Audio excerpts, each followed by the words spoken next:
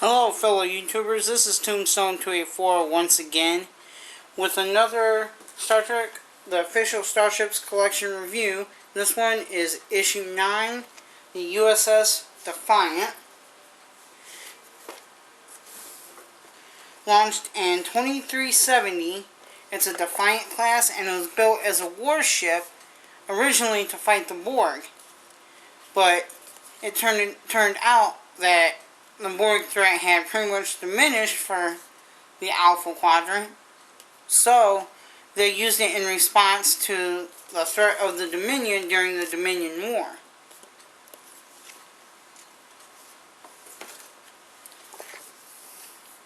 Now, the ship, it was constructed at the Antares Fleet Yard, and one person involved in it anyway is Captain Benjamin Lafayette Sisko, who was originally commander when the series Deep Space Nine started. It had a crew of 40 and could go as high as warp 9.982, had 6 torpedo launchers and 4 pulse phaser cannons.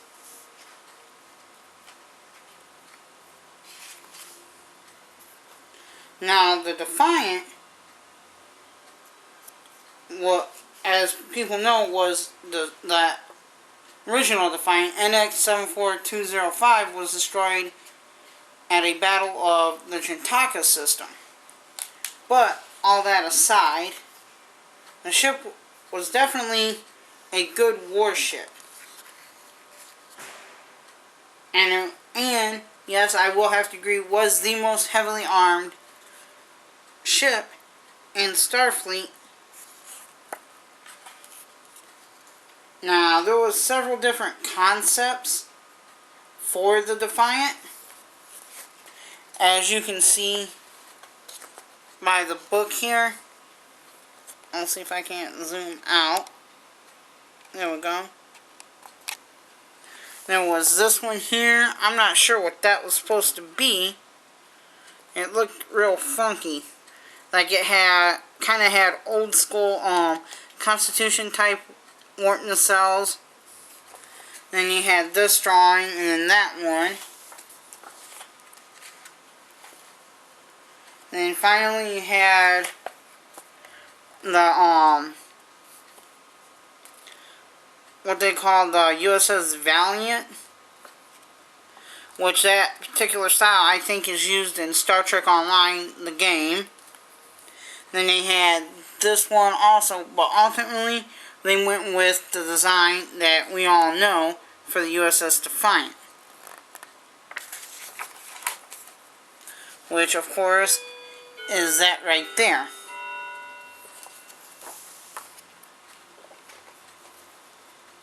Now, onto the ship itself. Go ahead and get it out of the packaging here.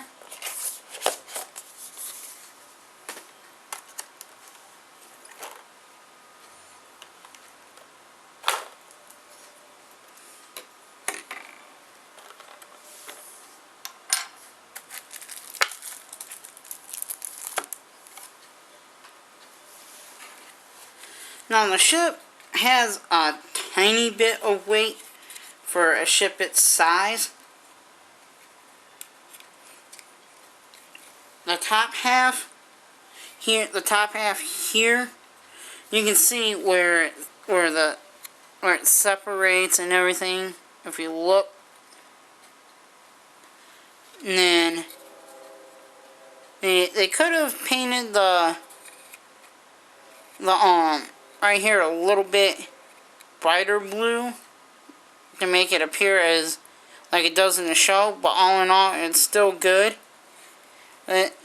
This here for the what looks like the impulse engines, but in the front of the ship are like a red plastic thing. Same, and it's blue in the back for the warp engines. As you can see, it does have U.S.S Defiant, and if you look closely here, it does have the NX registry. It also has the NX registry on that side. It says U.S.S Defiant. As well as on this side. It has the registry on both sides of the under part of the warp nacelles. It does have some good Aztecing, very good Aztecing, to make it look, and to me anyway, like the Defiant on the show. It does have the usual Starfleet emblem and everything, just like on the show. Now, like I said, the top half of this here, this part here, minus the front part here, this part here is all PVC or plastic of some kind.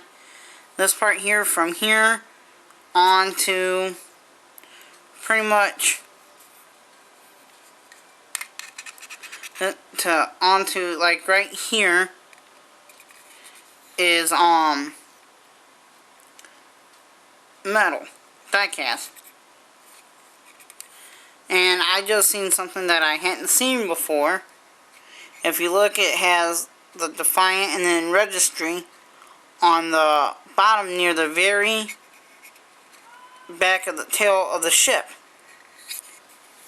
Now, it does, like I said, have a tiny bit of weight to it.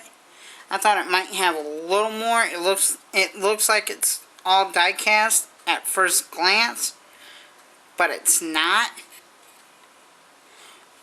Well, all in all, I think it is a good ship. Personally, one of my favorites, but that's not why I say that it's a good ship.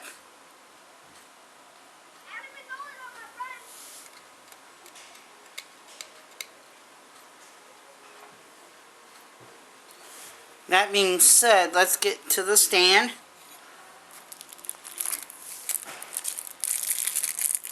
And open it up. This is actually a pretty fast review. There's not much to the Defiant compared to other ships in the past. Just like the others, of course, like the Excelsior in my last review and previous ones, it does show U.S.S Defiant NX 74205. And you put the stand in the back because that's where the hole is for it. And if I'm not mistaken, yes, you put your Defiant into it. It goes into the back here. It's supposed to go and show like this, but you stick it into the rear like so. And there you have it, people. The U.S.S Defiant NX 74205. And everyone have a nice day. And I'll see you for the next review, which is the Borg Sphere issue number 10. Until then, this is Tombstone 284, beaming out.